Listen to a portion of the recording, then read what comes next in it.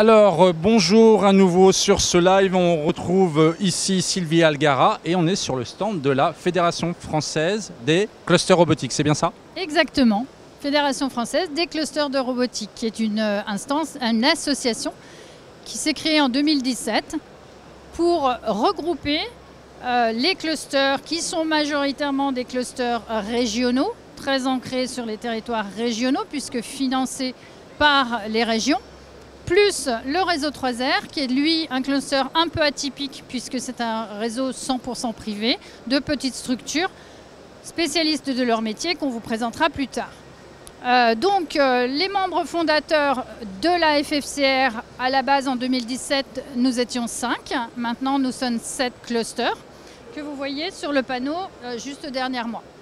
L'idée, c'est de réunir nos activités, nos actions, notre dynamique, de façon à pouvoir jouer collectif sur des actions comme celle-là, où on retrouve effectivement sur Global Industry par exemple, la possibilité d'avoir 4 clusters réunis pour être présents sur Global Industry et de donner à nos membres la possibilité d'exposer et donc de cofinancer finalement cette participation. Donc notre vocation, c'est d'aider à la dynamique du développement des robotiques sur le territoire français, au plus proche du terrain. On est un réseau très pragmatique qui travaillons directement auprès des entreprises, du besoin des entreprises françaises pour développer la robotique en France, les robotiques en France, que ce soit de la robotique industrielle principalement bien sûr, mais aussi de la robotique de service, de la robotique mobile et tout ce qui va autour de l'intelligence artificielle, des capteurs intelligents. On est très très proche de la recherche et développement aussi, et de la formation, puisqu'il faut à un moment donné former les sachants. L'objectif, c'est d'aller vers l'automatisation de l'outil industriel, c'est ça? Alors, en règle générale, c'est vrai que la robotique n'est pas une fin en soi, c'est un outil, c'est un moyen. Il est donc important effectivement de vérifier dans l'axe de progrès de l'équipement industriel, faire progresser l'équipement industriel par de la robotique, mais aussi toutes les technologies connexes à la robotique. C'est pour ça que vous trouvez une très grande diversité des métiers, puisque tous les métiers sont représentés. On a environ 600 adhérents aujourd'hui, 7 clusters confondus. D'accord. Alors, je crois que sur ce stand, il y a un certain nombre de personnes que vous voulez nous représenter, nous présenter même, que vous représentez plutôt. Quelles sont-elles? Et puis on va aller les voir après parce que vous voulez absolument nous montrer des machines. Voilà, c'est vrai parce qu'on est présent sur le terrain par l'intermédiaire de prestations sur des machines, d'équipements à haute technologie. Et je pense qu'il est très intéressant effectivement de voir qu'on vient avec des machines. Donc on va faire un tour effectivement avec le cluster, le premier, Aquitaine Robotics. On va aller les voir, comme ça ce sera plus simple, vaut mieux être en image. On va suivre cette petite déambulation très rapide avec Sylvie Algara. Je vous rappelle, on est sur le stand de la Fédération française.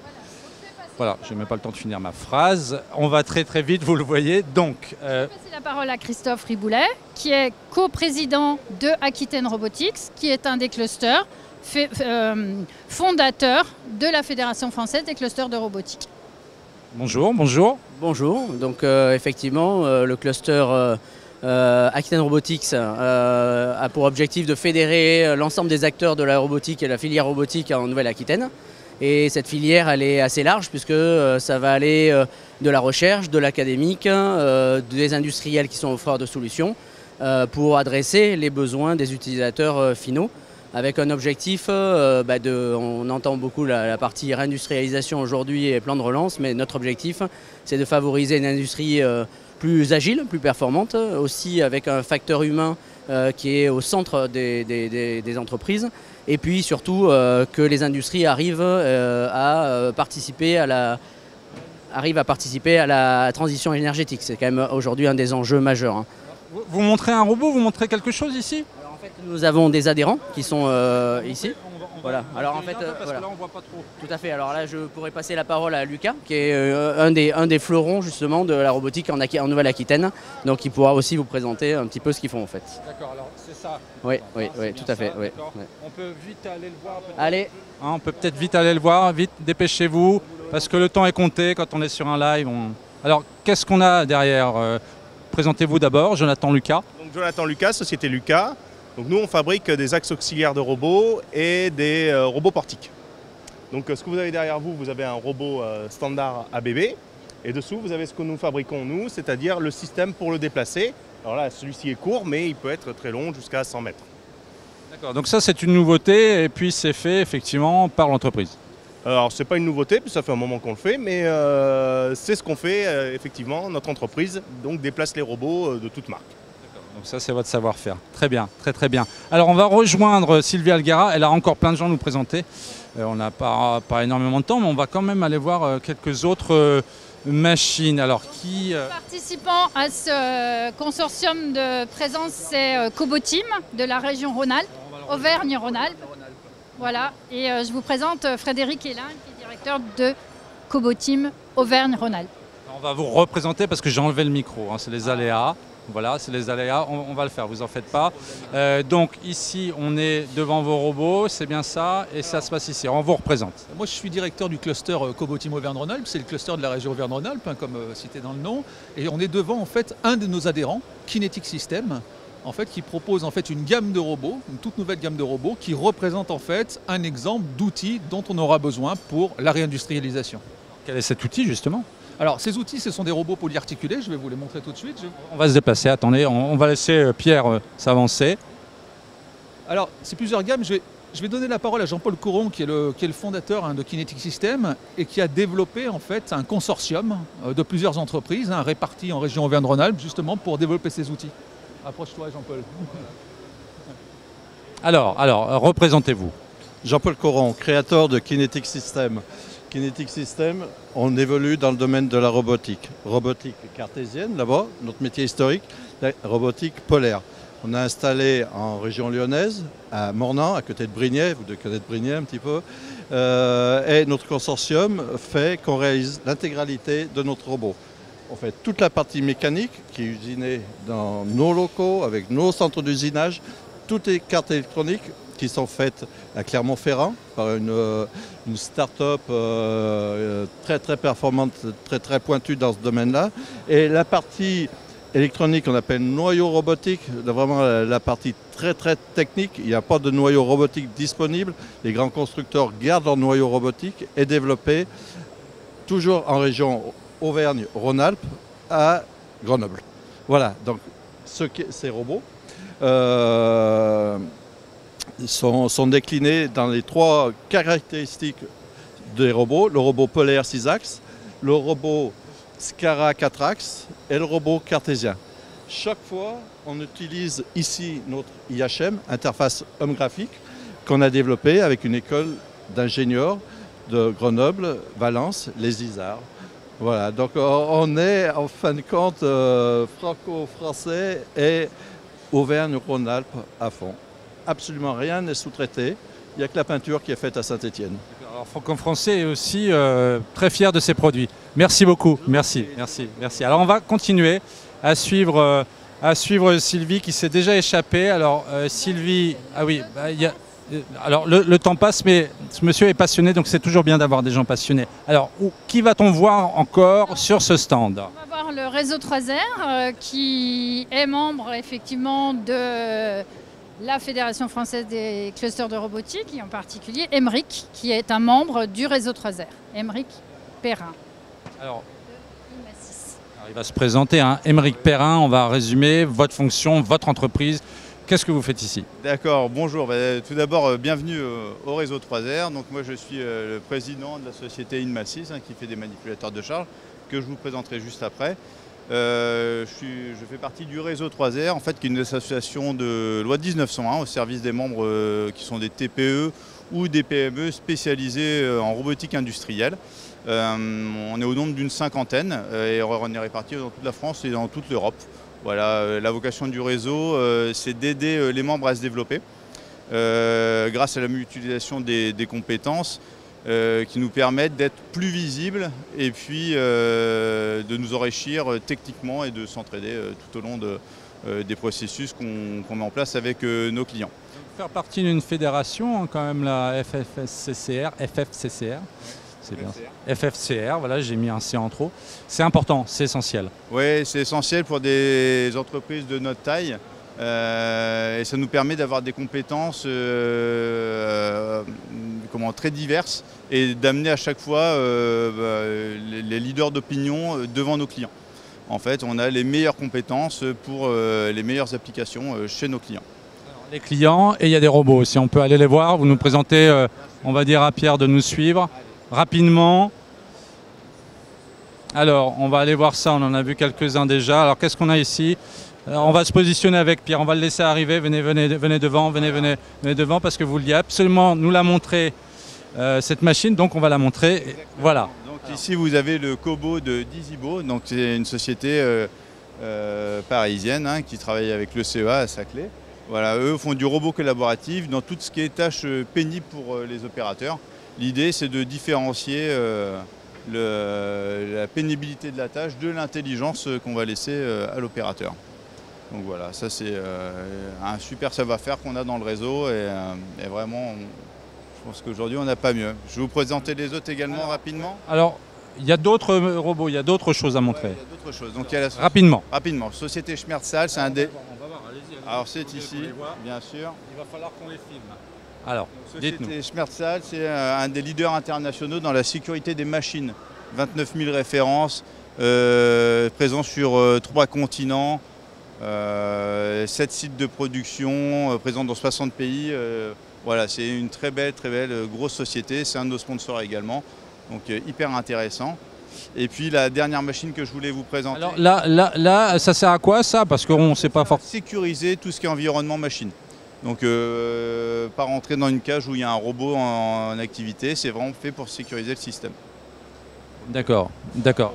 Pour éviter tous les accidents qu'on pourrait avoir éventuellement avec des machines-outils. D'accord, donc sécurité des opérateurs. Voilà, exactement. Et puis, là, on a encore une dernière. Donc la société Inmasis qui est spécialisée. On va laisser Pierre se positionner. Venez avec moi, venez avec moi. Voilà, alors on va se remettre comme ça, c'est les conditions du direct. Il faut qu'on voit les machines, il faut qu'on voit les hommes. Alors dites-nous, mettez-vous un petit peu plus devant. Voilà. Alors, c'est la société Inmasis, une société spécialisée dans tout ce qui est manipulateur de charge. C'est de l'assistance à l'opérateur. C'est maintenant un acteur incontournable de la manipulation sur le marché français. C'est une société française qui fabrique tout dans les Hauts-de-France. Voilà, avec une gamme assez complète. Et l'idée, c'est d'avoir des outils très simples pour les opérateurs à utiliser, mais avec des technologies assez compliquées. De compensation automatique de la charge, de compensation en temps réel. Voilà, c'est pouvoir porter des charges jusqu'à 250 kg avec le petit doigt. Voilà, l'idée c'est que les opérateurs ne se blessent pas, éviter tout ce qui est TMS et rendre leur quotidien plus agréable. C'est alors le quotidien, mais c'est aussi un secteur primordial, hein, l'automatisation de la manutention. Hein. Exactement, ouais. Aujourd'hui les arrêts de travail pour cause de TMS, c'est 8 millions d'heures d'arrêt de travail par an. Donc c'est devenu un enjeu hyper important pour la sécurité sociale et aussi pour l'État. Donc il y a beaucoup d'aides qui sont mises en place pour ces dispositifs par l'intermédiaire de la CARSAT qui peut financer jusqu'à 50% du prix des machines. Donc il ne faut pas s'en passer. C'est ça. Alors il y a une grande diversité, on a vu dans ces robots. Hein. C'est volontaire, on fait tout. Exactement, c'est volontaire parce qu'on a besoin d'une multitude de possibilités pour s'adapter à tous les cas de figure qu'on va retrouver dans l'industrie. Ça. Et les grands sujets, alors vous nous l'avez dit, là c'est la manutention, là-bas c'est la sécurité. Voilà, là-bas c'est la pénibilité, donc que des sujets d'actualité autour des TMS, hein, encore une fois, les troubles musculo-squelettiques qui représentent vraiment, encore une fois, les plus grands arrêts maladie qu'on peut avoir en France dans le monde industriel. C'est ça, et cette thématique de la pénibilité au travail qui est récurrente. Hein. Exactement. Vous avez tout compris. Alors, il y a Sylvie qui nous fait signe. Vous avez encore quelqu'un à nous présenter? Oui, on a aussi Robotics Place qui est présent avec plusieurs adhérents, dont Waika. Alors on va dire à Pierre. Voilà, on a encore 5 petites minutes. On va dire à Pierre de nous suivre tranquillement. C'est les conditions du direct, ça. On va le faire tranquillement. On a 5 petites minutes. Hein. Donc Sylvie de la Fédération Robotique nous guide dans cette visite. C'est ici qu'on va voir quelque chose. Le 4e cluster présent sur cette activité est Robotics Place, présent par l'intermédiaire. Donc Robotics Place, cluster de Toulousain sur l'Occitanie. Hein. Et Wika Robotics est un des membres de Robotics Place et a développé des robots mobiles qu'on voit au niveau des allées. Donc c'est une innovation intéressante, hein. Il y en a beaucoup d'autres effectivement. Et je pense que dans ces acteurs, la robotique mobile est quelque chose qui a certainement un futur très intéressant. On les voit alors. On peut aller voir peut-être parce que là on parle mais on ne voit pas les machines. Et puis les robots, les automatismes, c'est toujours intéressant. On va faire cette petite déambulation très rapide. On revient sur nos pas. Pierre nous suit. On est donc avec Sylvie Algara, je vous le rappelle, qui va nous montrer un petit peu ce monde de la robotique. Alors voilà, c'est ça le... Voilà, on va laisser Serge qu'on avait perdu dans les allées et qui va nous présenter en 2 minutes. Alors on peut se mettre devant, c'est vous ça? Vous allez nous redire qui vous êtes, ce que vous faites ici, est-ce que vous nous présentez? Tu as déjà présenté Robotic Place.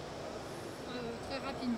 Voilà, rapidement, représentez-vous. C'est toujours plus utile que de redire 2 fois. On va se mettre comme ça, on va le faire tranquillement. Vous avez 3 petites minutes parce qu'après on sort du live. Voilà. Alors dites-nous qui vous êtes, l'entreprise, ce que vous faites à Global Industries, ce très beau salon, et puis qu'est-ce que c'est que ce truc?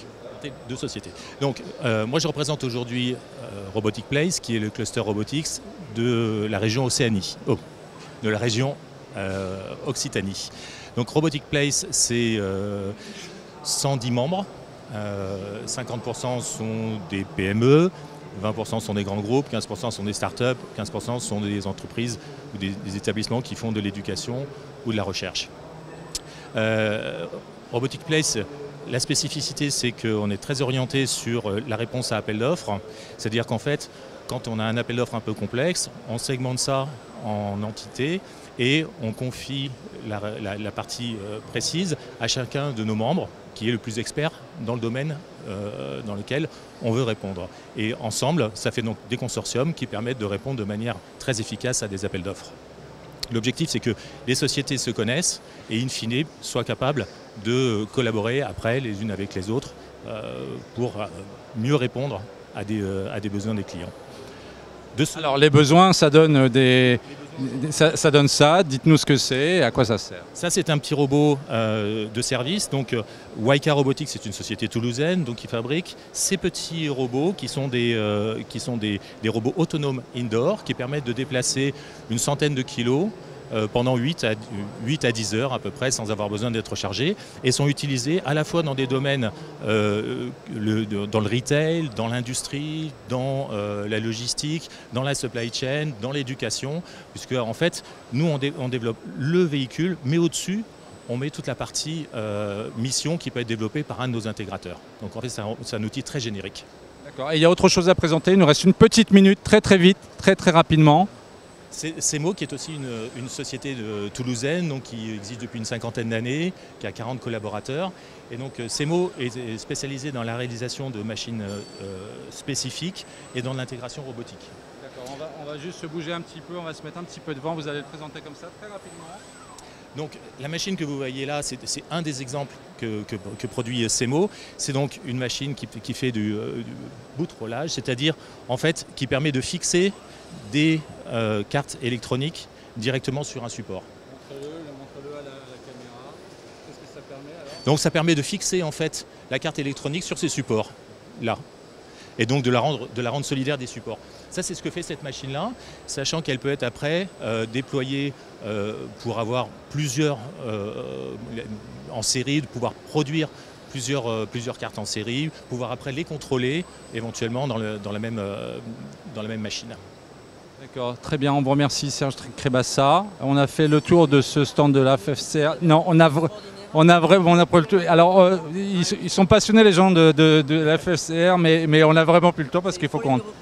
Alors dites-nous. Alors en fait, nous avons un projet qui s'appelle l'usine remarquable, qui consiste à faire venir des profs et des étudiants dans les entreprises pour qu'ils puissent se faire cours et être vraiment immergés dans l'environnement industriel. Et à partir de là, il y a une plateforme qui met en relation les entreprises volontaires et les industriels qui veulent ouvrir, avec un avantage aussi de finalement montrer aux salariés qu'on s'intéresse à eux et qu'on fait venir des forces vives dans l'entreprise. L'usine remarquable. Voilà, l'usine remarquable, on coupe parce qu'on est hors délai, mais le message est passé. On vous remercie, merci à la FFCR. Merci beaucoup.